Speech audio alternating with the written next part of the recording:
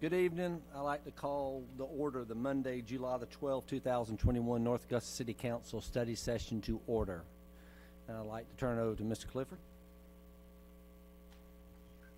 Good evening. I actually have to grab one more document before I start, but before we go, I'd like to let the folks know at home and also for our folks in attendance today that the council study session is for council deliberation from staff materials. That's the primary purpose for today's update. So as we go forward, it's not necessarily a citizen engagement forum, but really for the city council to absorb kind of staff materials and go from there.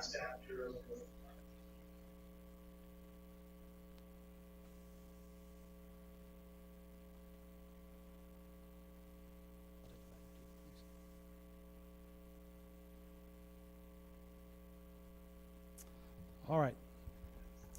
So for our first item, I'd like to be able to review our agenda for the city council meeting next week.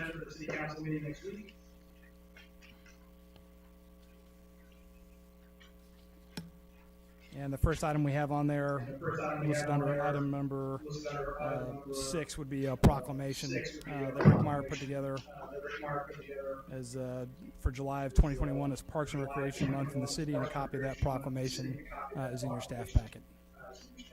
Any questions on that one? Okay. I'll move over to item number 7 under Finance, which is resolution number 2021-30, authorizing the receipt of the Coronavirus Local Fiscal Recovery Fund allocation from the state of South Carolina as appropriated by the American Rescue Plan Act of 2021. So if we get into super technical discussions, I'll defer to Candy, but really for us here at the senior staff and for the council, what this is an action that was recommended by MASC, where we basically stand up a separate bank account, if you will, within the city finances. So as we receive the ARPA funding in, which will come from the federal government to the state of South Carolina and then into our account, that will be an ability for the city council and the citizens to have an accountability track of where that money goes and what those expenditures are for ARPA, so it doesn't get absorbed directly into the general fund, that there's a standalone fund for ARPA funding. So that's really the intent of what we're trying to get after for this resolution. Again, we're not ready to receive those funds as of yet, but we view this as a precursor action to be able to receive those funds from the federal government. And I'll pause for any questions on there. And until we get the money, nothing counts, but it does look like this number on here is a little good bit higher than what we thought. So that's very positive if we get it. Yes, sir, it is. So the original guidance that we got from the Treasury listed our input as about $8.9 million. And then when they published their interim final guidance, that came out over $11 million. So it's a good place for us to be in. And so one of the benefits of, I guess, not being a CBDG community like Aiken is that we're going to just get a straight, ARPA fund line. So $11 million could certainly go a long way, especially as we look at some of our infrastructure needs here in the city. Are there limitations on the use? We discussed this before, but just refresh my memory. Thank you, Councilman. For the folks at home and for the council members, there's some pretty significant documentation from the federal government about the rules of the road associated with this ARPA funding. And so there are some things that this money can be spent on, and there's a significant amount of things that it cannot. So to kind of highlight the things we cannot spend this money for really is for roads and bridges. So for road work infrastructure, any kind of road resurfacing, repair, putting new roads in, that's a no. That's a hard no based on the way the law is written. From an infrastructure perspective, what you're allowed to do with this money involves water, utilities, stormwater, wastewater, and broadband infrastructure. Those things can be allowed under the infrastructure provisions of the law. Also, you can use this for revenue replacement. So for an example, what they will do is compare what your pre-coronavirus year was in, say, hospitality tax or accommodation tax, see what your accommodation tax looked like in that following year during the coronavirus, and see that you took a hit, and then you can use ARPA funding to basically pay the difference to yourself to be able to use that for your accounts to be able to apply throughout the city. So when we talk to kind of our neighbors in Augusta and the city of Aiken and some other communities nearby, you're going to see a mix of potential options that they're looking at, but a lot of it has to revolve around revenue replacement and infrastructure, are some of the very kind of the top two as you go around the different areas. I know Aiken City is specifically looking at infrastructure. I think they've got a stormwater project that they've rank ordered fairly high on their list, and other communities around here are looking at revenue replacement as well. So I hope that answers your question, sir. Jim, could some of these funds be used? I know we looked at like the Greenway extension coming up Bluff, where a lot of that was going to be stormwater. Can some of that be used, or since we've already got separate sources of funding, does that have to, or can we tie it in together? I'm going to give you the very legal answer, Councilman Presnell, is it depends. So ultimately, we want to make sure that any of the funding that we allocate from the city can survive an audit trail from the Treasury. So, if there is some risk involved, I would tend to be fairly conservative and not want to try to apply ARPA dollars against a project where we have another fund source that we could tie into. So in the case of the Bluff Avenue connector, I think, we already have a CPST line identified. Maybe we can look at some stormwater options in there, but we'd also have to be very careful about cleanly delineating what's the stormwater aspect of that project versus what the rest of it is. Oh, absolutely. Okay. Thank you. The list or something like that later on. Yeah, Councilman McGee, I would tell you that the ARPA decision, as far as when it comes down to how we're going to allocate those funds, that's a council decision. So the staff will put together a series of recommendations about how we think we would see this money going out, but ultimately the allocation plan is approved by council. So you'll see a follow-on plan or set of plans as we go forward on this. But in practical terms for the folks at home, we don't anticipate we're going to see this money until late in this year or potentially early next year. The state of South Carolina has not yet even requested this funding from the federal government, and that has to occur first before those funds can flow down into the non-entitlement unit cities to include North Augusta. I was just going to say the opening of the second account is a good idea. It's just mostly for accounting and trackability and being able to prove the funds quicker and easier. So it's good. So And you said South Carolina hadn't even asked, so we might not know when we'll get the funds. That's correct, ma'am. And at least in our discussions with kind of the legislature folks and folks at MASC, they were guessing that we'll probably see some movement in the state in the fall. So then the question is, how quickly does the federal government release funds at that point in time back down to the state and then pass through to us? The good news is that allows us, there's some benefit in my mind, of not being first. So we get to watch how other cities start to generate their plans. And be able to see where they're able to tie in, and also to see whether the state decides to move forward on any kind of matching programs. They may decide to do something where they match funds against infrastructure, and if they do that, it would be to our advantage to go infrastructure heavy. So ultimately, I think Tom is on our side. I'm not concerned about our ability to spend those funds on a short timeline. I think whether we get those funds in October or December or February of next year, I'm not super concerned about our ability to put together project lists because we have a fair amount of infrastructure, standing infrastructure requirements that are out there. It would just be a matter of getting bids together to be able to move forward with those. And is there a reason, just being the federal government, they're telling us what to do with the funds? I mean, to me, that doesn't make sense. What's the reasoning behind we can only do it for the stormwater and things like this? Well, I think there's a political calculation there, Councilwoman, on that the current administration is also trying to pass an infrastructure bill for roads and bridges. And so what they didn't want to have happen is the ARPA money go to that line. And then the other thing that the federal government, I believe, is trying to accomplish is to provide an economic stimulus or a benefit. So what they don't allow you to do is pay off, like, say, debt service, because then that doesn't go directly into the local economy. And so, for example, we can't pay our utility bonds or... Yeah, well, I mean, I can understand that part of it, but... Thank you. No problem. Any other questions on that? Okay, we'll move on to number 8, also a finance item, which is resolution number 2021-31, a resolution approving a reprioritized project and funding list for capital project sales tax for CPST 4. So this was from a previous study session where we talked about essentially the Greenway connector, which is also listed as a Bluff Avenue connector project. That project is listed in CPST 4 currently at a much lower rank, and this would move that project up to number 2.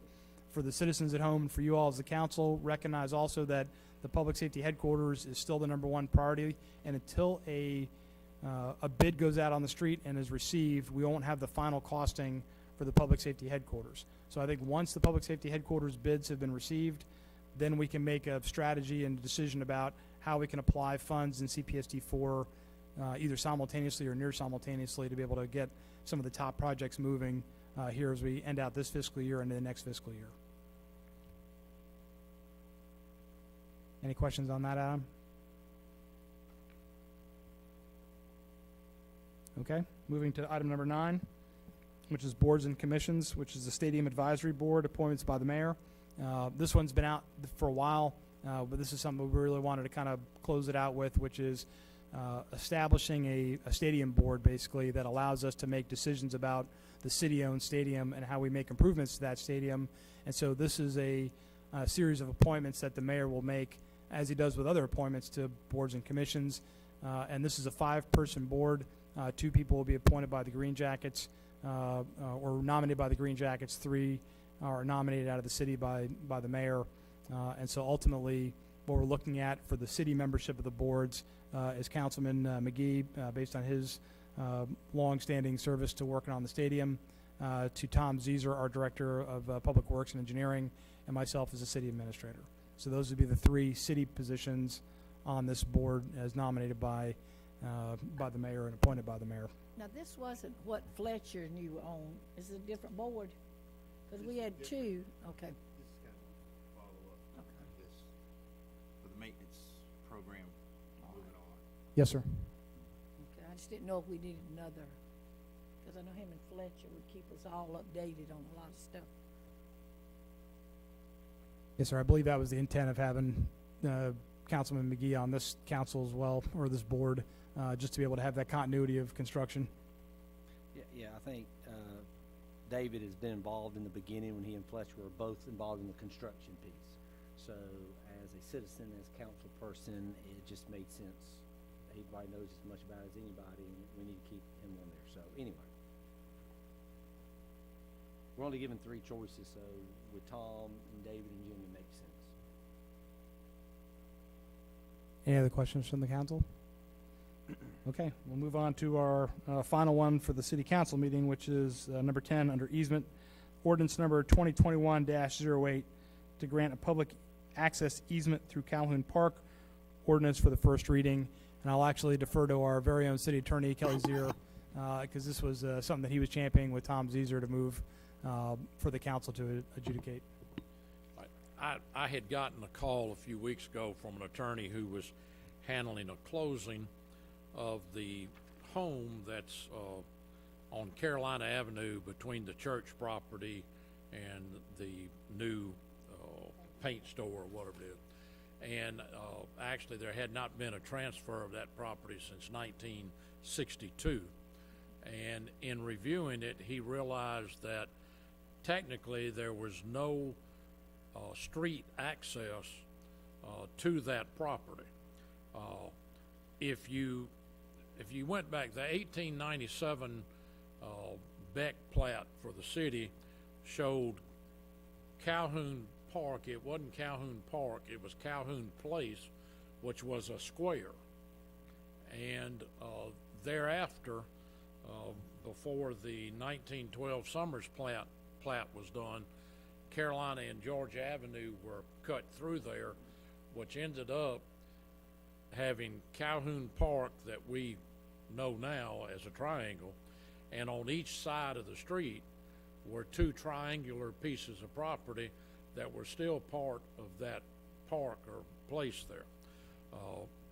Over the years, and since earlier than 1962, the access to those properties, as well as on the other side of the street on George Avenue, the access has always been through that portion of Calhoun Place that lies on each side there. And normally you say, well, if they've used it that long, it seems like they have an easement or a right to use it. The law provides that you can obtain title by adverse possession by using it for a period of 10 years under color of title or whatever. You also can get what's known as a prescriptive easement by utilizing it for 20 years, but you cannot obtain title to property by adverse possession or prescriptive easement if the property belongs to a governmental entity. And that's just because the government can't always be out checking all of their properties and knowing what's going on. So the situation we have here, technically, these properties do not have legal ingress and egress easement to either Georgia Avenue or Carolina Avenue. And these are properties that there's not an alley running down behind them. So what I am suggesting that we do is that we go ahead and grant an ingress and egress easement to these properties that's basically consistent with what they have utilized all these years, and then it will no longer become an issue or a problem when property is being transferred. Tom has put together on, I think, this second plat here, what he believes would be an appropriate easement there that would allow access to the property on Carolina Avenue and the 3 properties on George Avenue, and then in front of 715 there, that is a walkway that the people have placed in there that's been there for all these years, and we're suggesting that we go ahead and grant the easement to that also. So they get their access from Forest Avenue, so they don't need a regular access to Georgia, but we're suggesting we go ahead and allow them to have that sidewalk or whatever to the street there. And all the property owners have been notified, the ones involved No, here? we have not Not done contacted them. anything? I mean, basically, this is something we're attempting to do for their benefit. I don't think that there would be any Trying to argument. do the good, right thing. Oh, I know we are, but you know, Yeah. I want people to, Well- not a shock thrown at them.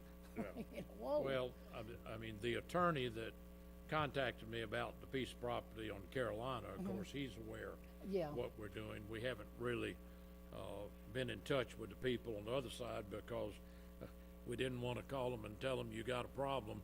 We'd rather call them and tell them we've resolved your Well, problem. yeah, but I mean, I just, They thought they It were sounds doing like the shock would be if we didn't grant the Well, no, easement, that but we I could go mean- in and say, this is our property, you gotta find another way to pull in and out. well, I know, but you just, to me, people need to know whether good or bad, you need to know what's happening. You know, Well, I mean, I think with the consensus that we're going to do this, then maybe we could contact the people and let them know what council's gonna be doing. now, does this have anything to do with the walking shoe lady, the park there? Well, that's in that park. She's So in what that happens to portion. her It won't impact walking that shoes? at all. It Okay. won't There's have just any a red impact part there. there. right there? And Right. by way of historical information, 715 on George Avenue, that's the Bell home. Yep, the- Catherine the- and the Minnie teachers. Bell. When I was 10 years old, I went down there and watched them take the airplane that had crashed into the crashed top into of the that building. house. That was sticking out of the house. Don Rhodes putting that in. One Yeah, teacher yeah. was a 7th grade math teacher, and the other one took, 5th grade at North Augusta. One was, and they never married, and like I said, the Bell sisters. But now, if you had a piece of gum in your mouth, they could smell it. I'm sitting here looking at this map and remembering where the original 1912 high school where I attended elementary school was, right there in the Grace parking lot, and then we went across the street. The gym still remains at First Baptist Homes, but we went over there for 4th and 5th grade. What exactly are we gonna need? We just need a consensus from everybody for Kelly to put this together for next Yeah, Next week. I will prepare an ordinance It will be for an you- ordinance? that you will be granting Okay. an easement Okay. because it's granting an interest in real estate, and it'll have to be done by ordinance. Okay. Are we across the board, everybody good? I think you got your consensus, sir.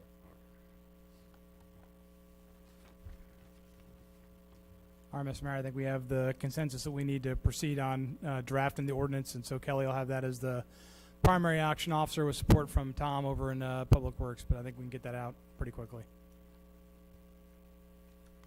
Well, that concludes our first item, which is a city council meeting. Any follow-on questions from that first item before we move on to departmental reports? Okay, with that, I'm going to turn it over to Cami Hayes to give you the finance update.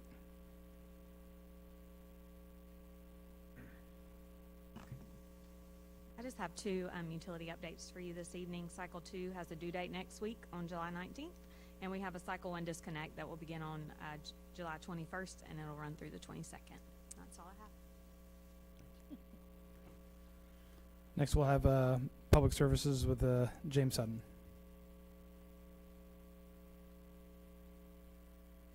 Good evening. I have a couple of public service announcements.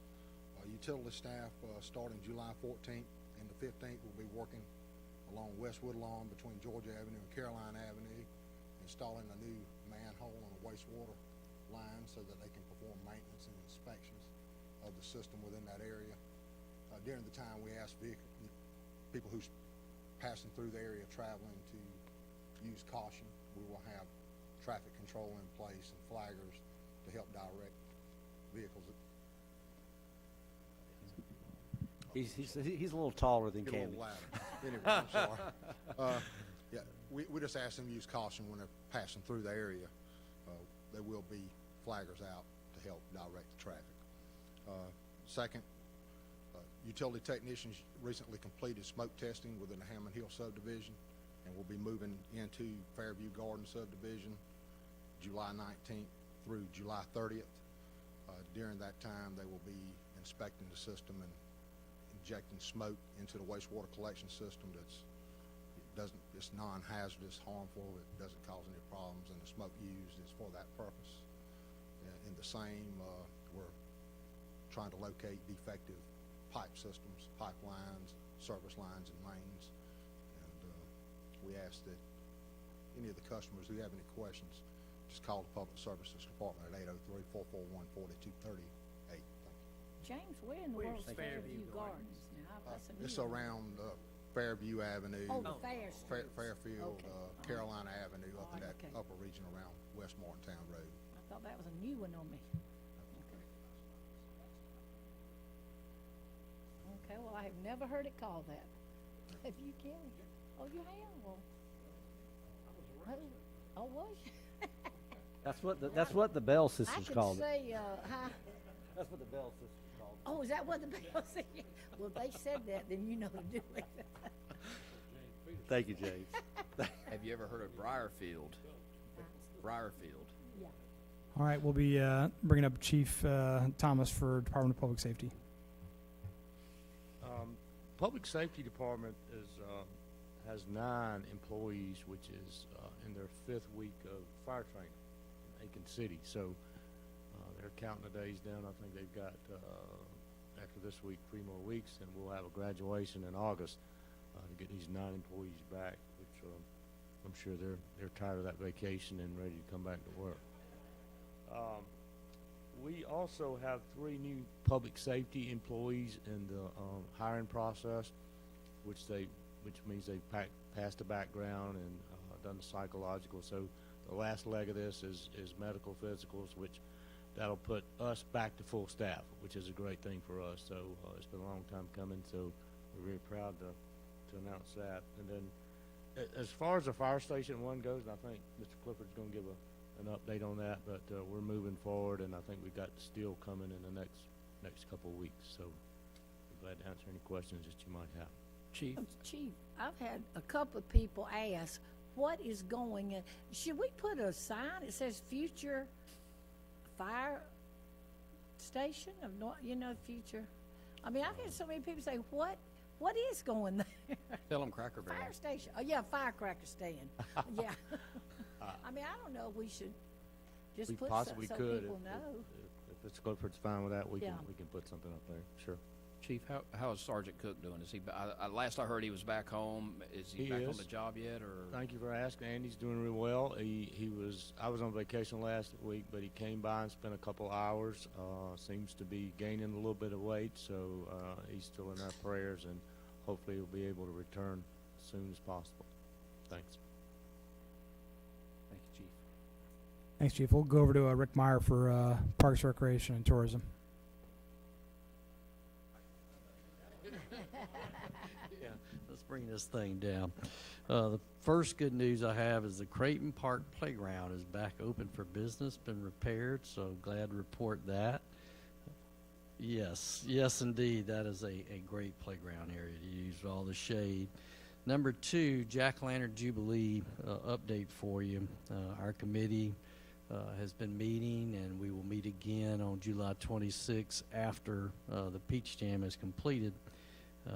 We are considering our options, potentially taking the festival down to a one-day festival just because of budget expense of entertainment acts, and we are very close to getting a commitment from a national artist and look to announce that the week of July 26th, that week, probably that Friday. And you will know before you hear it on the radio about 30 seconds before. Maybe I'll give you that. No, I'll give you a little bit more notice than that. Needless to say, tomorrow morning, the 2021 Nike Peach Jam tips off. Week 1 is a qualifier for EYBL teams. These are Nike teams trying to get into the Peach Jam. Nike's not been able to have any events so far, so this is their first, and therefore we have 2 weeks of Nike in town, which should be great economic impact to the greater Augusta area. In fact, our estimate is about 10 million plus. We'll see how that plays out. The beauty of this one this year is we'll have the boys and girls together next week. That will be interesting, 17 and unders. There are about 167 Nike teams in town as of today, and in addition to that, there's another probably 150 to 200 teams playing in satellite tournaments. So hotel rooms are booked, and restaurants should be doing some good business. College coaches will be here Friday through Sunday of both weeks. I think you've probably seen it on the news, the unfortunate news that spectators are not allowed due to their safety protocols. They will allow family members of the players to attend, so it won't be like there's nobody there. And, of course, college coaches also will be there. We've had to close our facility to our members. Family Y here in North Augusta has been gracious, allowing our members to use their facility through July, and we'll also add weeks back to any of our members that request that to take care of them. Questions? Nope. It's all good news. Yes. Yes, girls will be here next week. Yes. Since our high school team has been state champions, are they playing? I wish. Yeah, that would have been good. Yep. That's the easier of the 2 tournaments, the girls. Yes, you remember that, don't you? Yes. Mm-hmm. Great job. Thank you. Thank y'all. All right, thanks. And I'll turn over to Tom Zeser for Public Works and Engineering.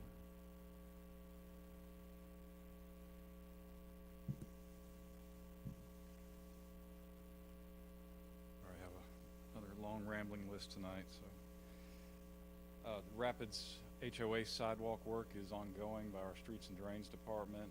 As of last Friday, they've installed about 560 feet of sidewalk. They will be taking a slight pause over the next 2 weeks to deal with some other pressing matters and resume work on the week of July 26th. You may have noticed at the intersection of Georgia and Buena Vista, the signal pole, the bollards at the corners there have been taking a beating over the last several weeks. Just so you're aware that we've made partial repairs on one corner. We're waiting for delivery of a new signal pole base. That'll probably take several weeks, so you may see that gone for a while. And the bollard on the University Hospital corner has been removed and waiting to get back in there, and crews to get back in there. And you're chuckling about that one, David. But I noticed, anyway. Tom, when Main Street was here the other week, in talking about, the flowers and those poles were gone. Did y'all notice that? But I'm telling you, that's a need right there, 'cause when those big trucks make that right turn on Debuna. Yeah, I mean, they're intended to, they're serving as intended. Yeah, but I mean, Main Street on the pictures that were in the book, where they were showing that those poles were gone, Okay. so. We have a sinkhole in Georgetown Villas that has developed, and crews will be digging to make that repair. It's on a storm line. It's in the green space within the apartments that won't affect the traveling public. Another sinkhole in San Salvador near the intersection of Fairfield. There'll also be excavation going on there to repair that. This was a late addition to the list. Crews will be removing a portion of curb and gutter on Knobcone Avenue near the Pisgah Avenue intersection. This is done to partially address the drainage problem we have at that corner that causes the recurrent potholes.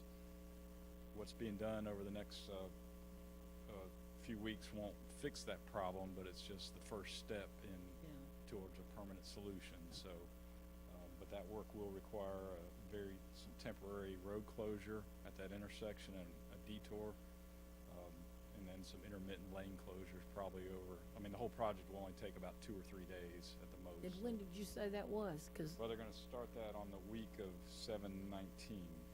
okay, so not right when school starts. No, this Yeah, will be okay. coming up in the next 2 weeks.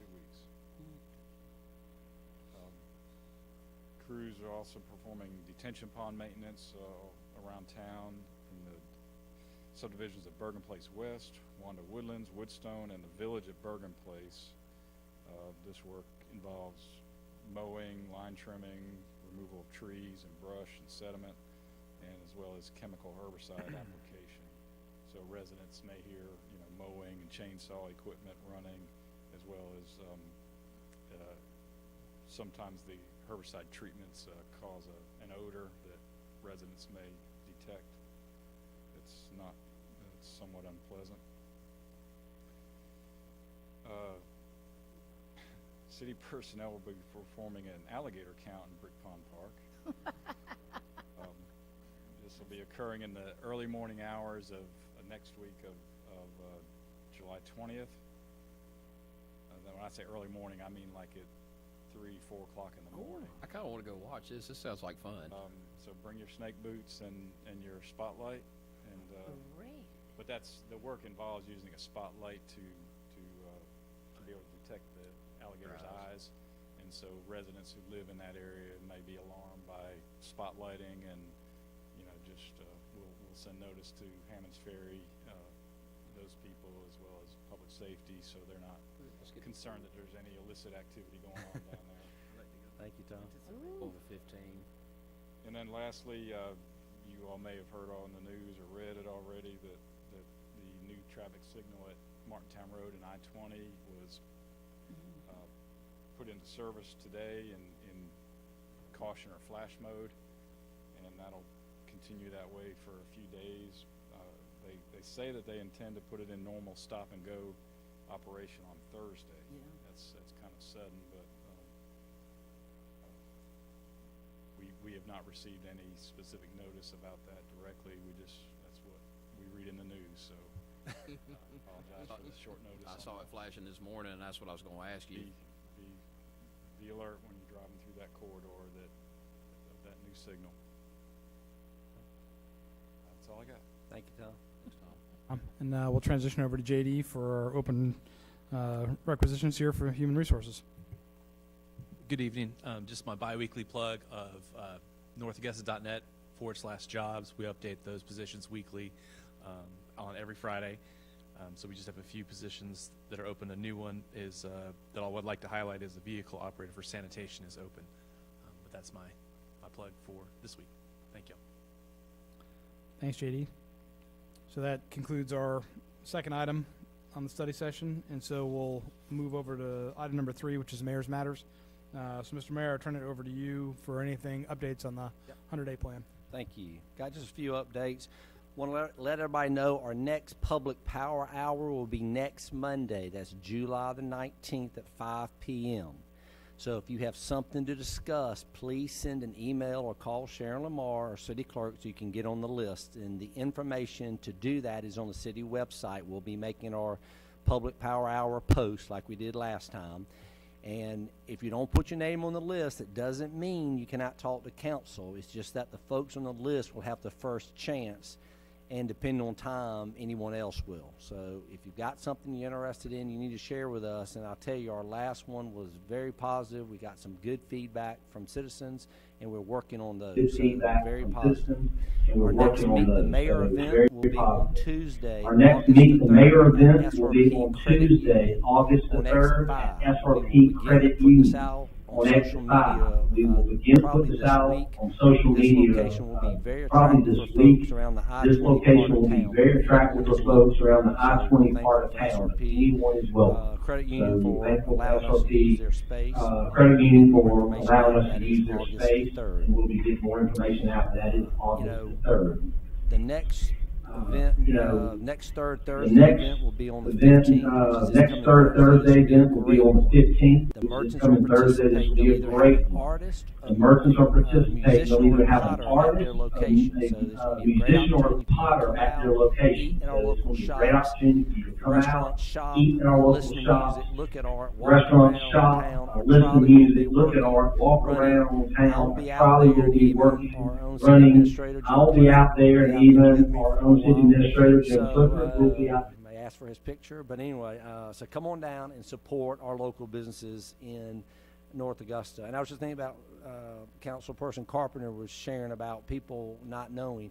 I tell you, the city has always done this, but the city website is a wealth of information, and I know everybody on council is sharing. And you don't have to be on Facebook to pull up the city website, okay? And you don't have to be on Facebook personally to pull up our city public Facebook page. So a lot of good information about things that are happening for citizens are on that website and our public Facebook page. So please utilize the resources. We're trying a lot of different ways to get information out to people, and we'll keep working on it. So that's all I've got. Now, will you two be singing part of the artists? I definitely Because probably I'm- will not be there for that. Maybe a dunking booth. I think I'll be at the place where they have like colored chalk.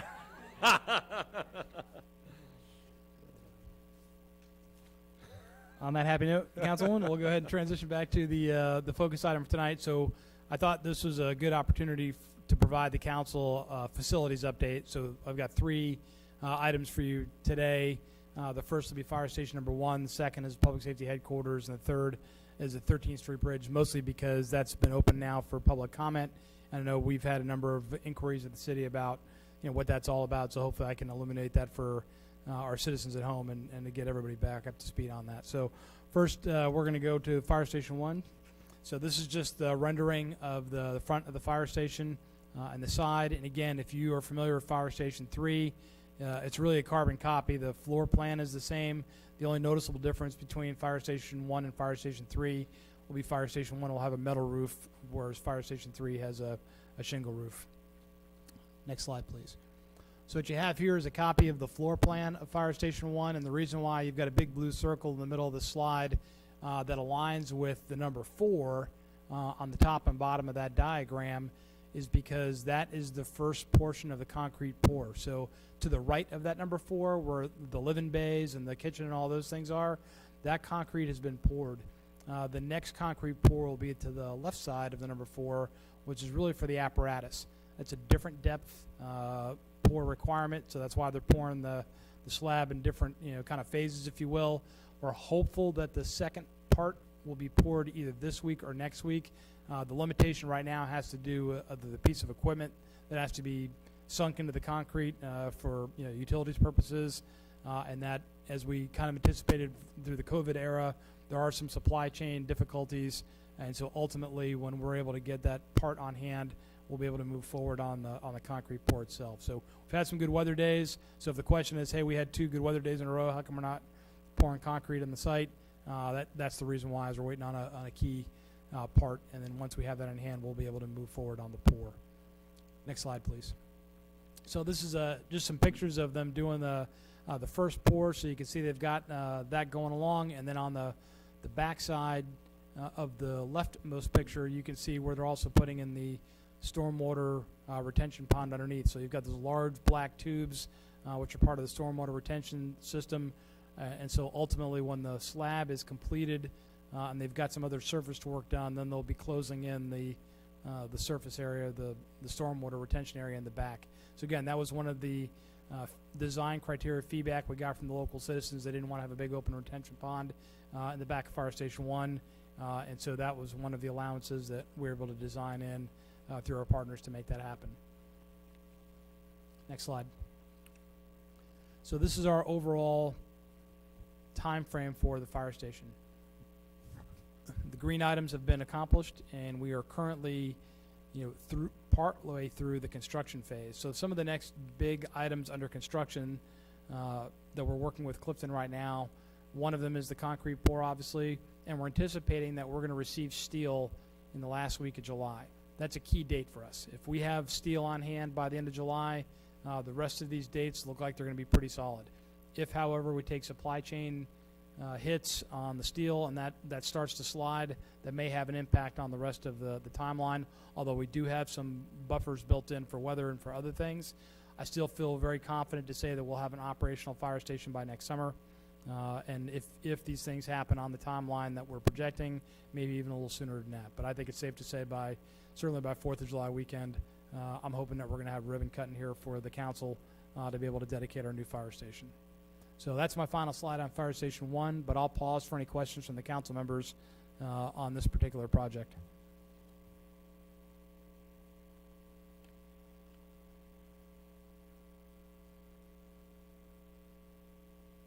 Nothing heard. We'll move to the next slide, which is a potential location for public safety headquarters. So for our citizens at home to review the bidding, the previous guidance from the council was to place the public safety headquarters at city-owned land on East Buena Vista near the current public safety headquarters.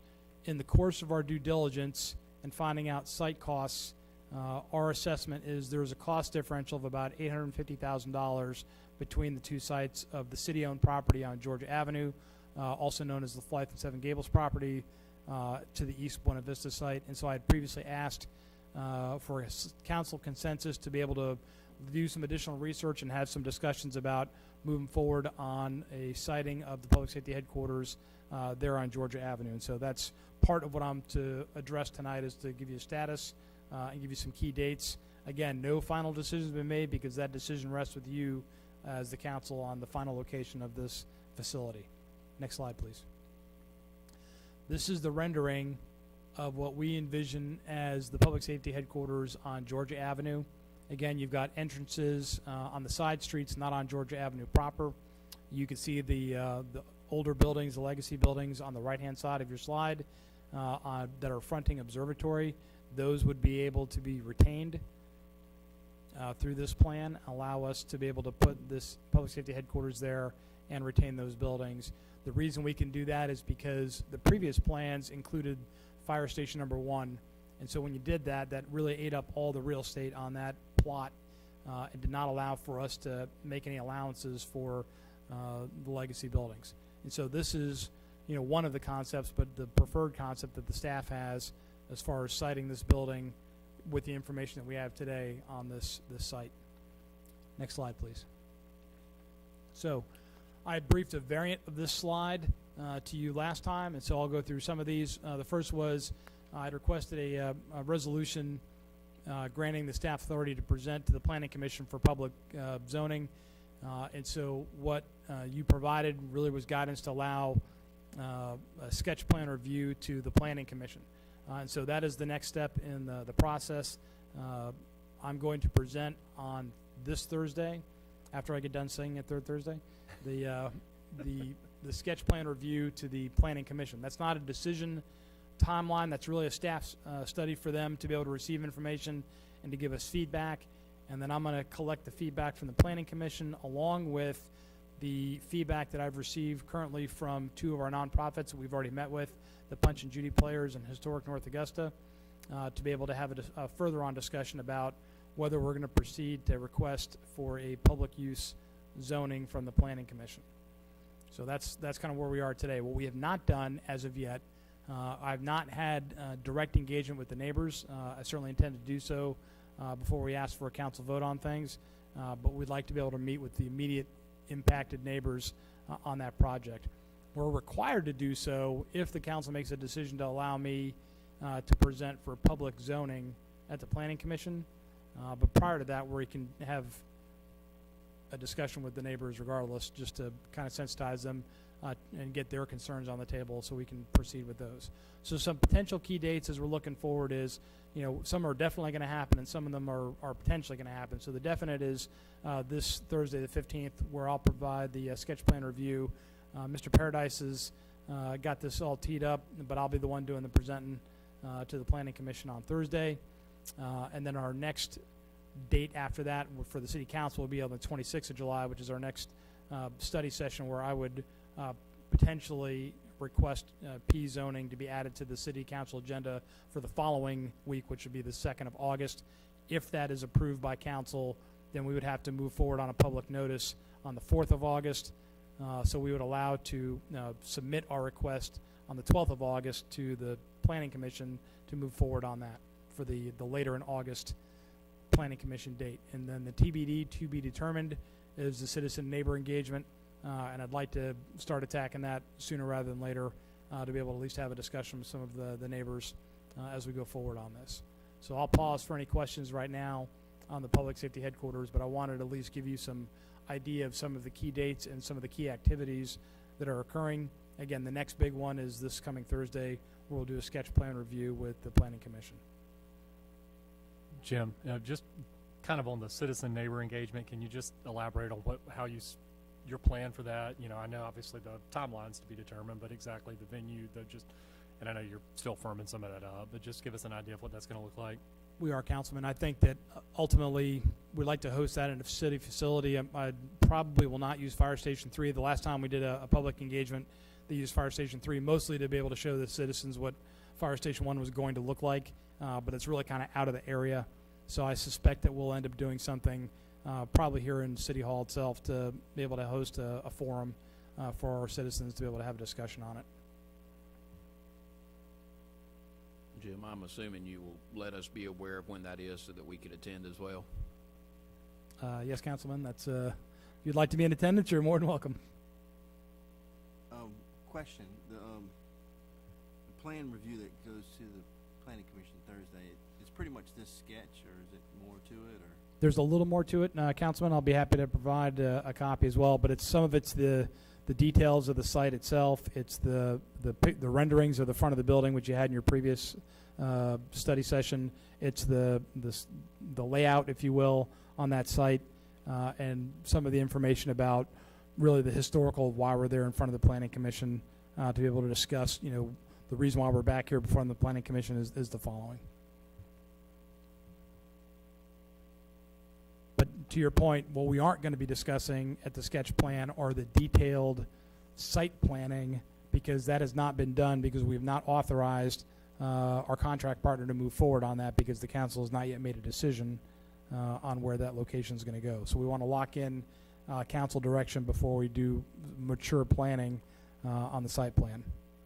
And I would just add that it's a public meeting and people can come and see the presentation if they want to, so they can get more details for where we are in the progress. Yes, sir, that's true.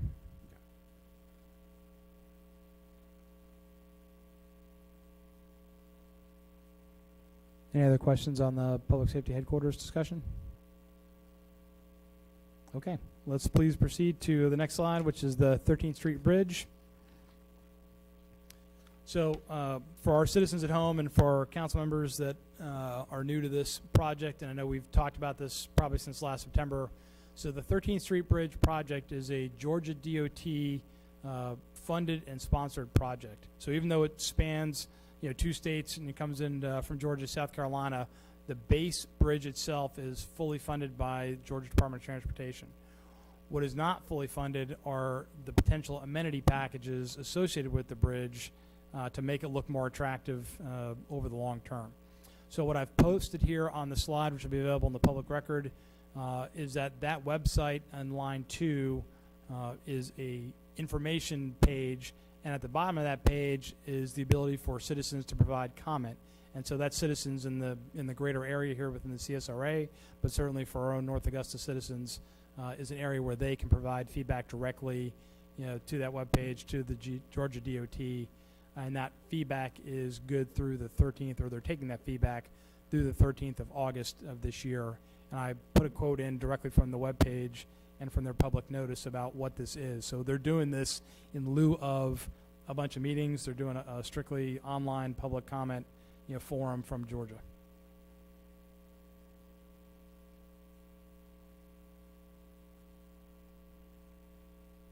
Next slide, please. So this is a project rendering of what the 13th Street Bridge looks like. Left-hand side of your slide is Augusta, Georgia. Right-hand side is North Augusta, and you can see the stadium there just above the bridge line. And so this bridge not only touches Georgia, but actually penetrates pretty significantly into North Augusta up to just about where City Hall is. And that, not so much that that's the bridge function, but that's also the sidewalks associated with and connectivity to the bridge on the South Carolina side. And you've got on the bottom portion there a good picture, if you will, of what they envision of the car traffic. You've got a median that's in between the 2 lanes, so it makes the bridge a little bit wider. So right now you don't have a median in between. And then you've also got a sidewalk on one end, and you got a multi-use path on the other end. So where the current sidewalk is will be much wider, and that's designed to accommodate bike and foot traffic. And on the opposite side of the bridge, where there's currently no sidewalk, where I have seen various citizens just kind of walking around, that would also provide a sidewalk aspect from a safety perspective as well. Next slide, please. So these are some renderings that I pulled directly from the Georgia DOT website, and this is what some of the designers envision this bridge looking like. Well, what did we, and I guess y'all, what did we talk about with lights, like coming down to the stadium? Yeah, they would be LED. I mean, it's been about a year ago or so, if I don't remember. I was actually getting at that, Councilwoman. Huh? I have that on the next slide. Oh, okay, my bad, I'm sorry. Okay. Next slide, please. Look at that beautiful lighting. All right. But we talked, it was about a year and a half ago we talked about it. It just feels that way. So actually last fall, I had polled the council about, the previous council about the kind of list of amenities and items. And so we're able to procure arts funding, and Councilman McGee was actually part of that process last year, late in the year, where there was federal money that was going to expire if it was not obligated by a certain date. And so we were able to, through partnership with Edgefield County and Aiken County and City of Aiken, to be able to use a good chunk of that arts money before it expires, to be able to move that money over to Georgia DOT so it obligates the money. And the primary purpose for that was to pay for lighting features for the bridge. Again, lighting features are not part of the base bridge cost. And so this was, our match with Georgia. It's a 50-50 split for us to be able to have lighting elements to go onto the bridge. There are a number of other aspects of the bridge that you can see on the webpage. One of them had to do with the stairwell. That didn't vote particularly high from the previous council, but I think what my previous guidance from the council was is that after the lighting, the next available project that the council would like to see was a greenway connector directly off the multi-use path from the bridge. The rough order of magnitude cost for that is just under $1 million, and to date I've not yet been able to identify a funding source for that, but we'll continue to work through that to see if we can find money.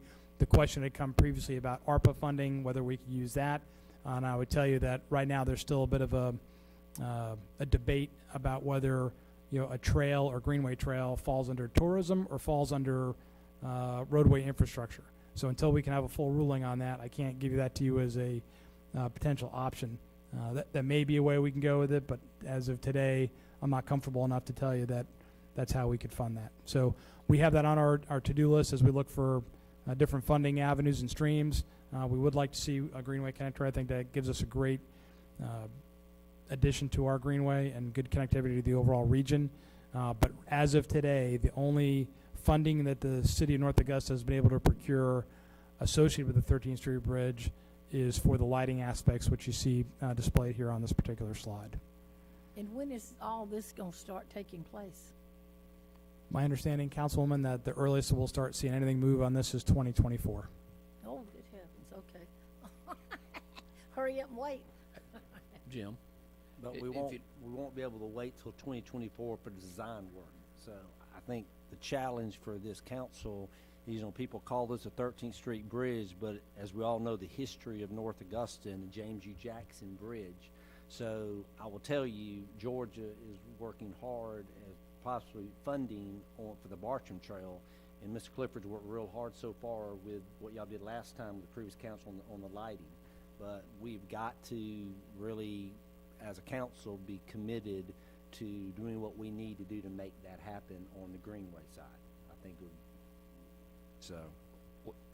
What I was going to ask is, since it does connect two cities, obviously, have we had any talks with Augusta? Are they interested in helping any of that stuff, or is it falling on us more or less? So, Councilman, I would tell you that the way that Georgia DOT and the city of Augusta has approached this, and we've had multiple conversations with both parties, and they've been good partners to date. But anything that affects both sides of the bridge is a cost share between Georgia and South Carolina. The things that are happening on the Bartram Trail are a Georgia-only cost, and so they're looking at securing their funding for those things. Anything that happens that purely affects North Augusta on the South Carolina side, Georgia's not going to match funding for. So the Greenway connector, for example, they can still build a successful bridge and still do a connection to South Carolina without a Greenway connector. So that's strictly a South Carolina lift from their perspective. But as far as the lighting, that's why I say it spans the bridge. So it does. Do we control it? I think we still have to negotiate about what that's going to look like. Ultimately, when we talk about concepts, I think we'd like to be able to tie that into the Green Jacket Stadium, so that in the case of 4th of July events or special events that the stadium is running, we'd like to be able to have the ability to push lighting that way. Or just like a home run, for instance, a lot of the stadiums, I don't know about the baseball, but some of the college stadiums, Georgia stadiums, when they get a touchdown at night, it flashes on and off. Something like that would be kind of cool. If we're paying for it, I just wanted to make sure we were the ones that controlled it. Well, we're paying 50% of that, actually, Councilman. So I think we definitely get a vote on, how the lighting should look, and then what the control factors look like. But we're going to be in a partnership with Georgia, specifically Augusta, on the lighting aspects. Okay.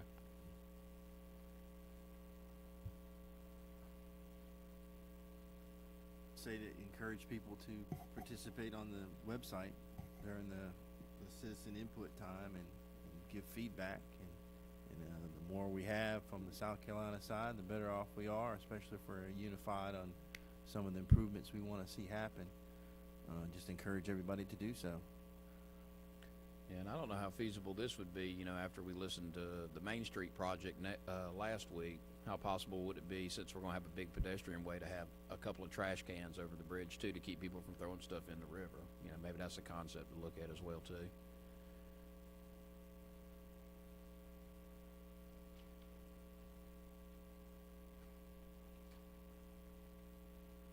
All right, Councilman, any other comments or concerns from the council? Mr. Mayor, subject to your questions or approvals, I have nothing else to present from the staff at this time. Okay.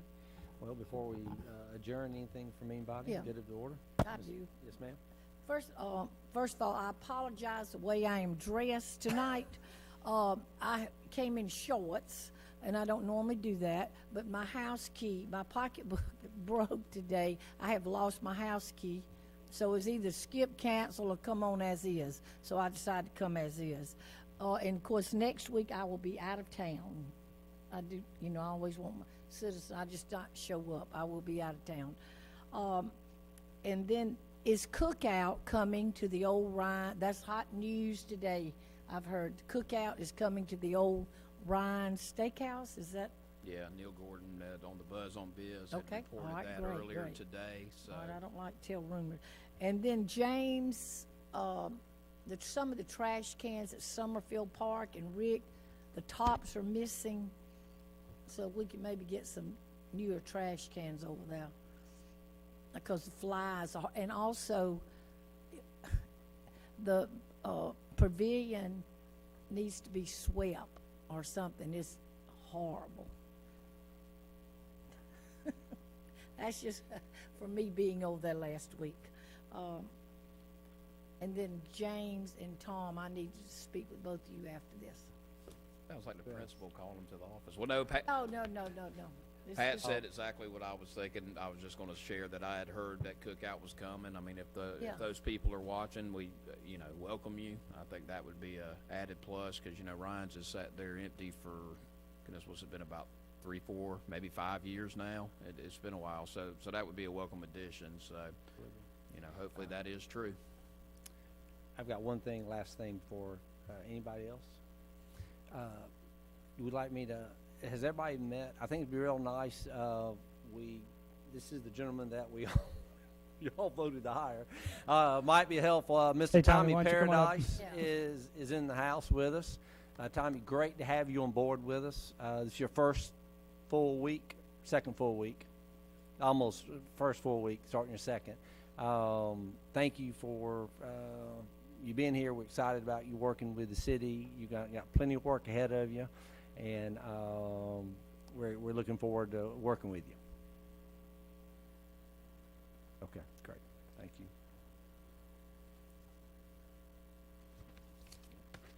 Okay, at this point, if nothing else, we stand adjourned.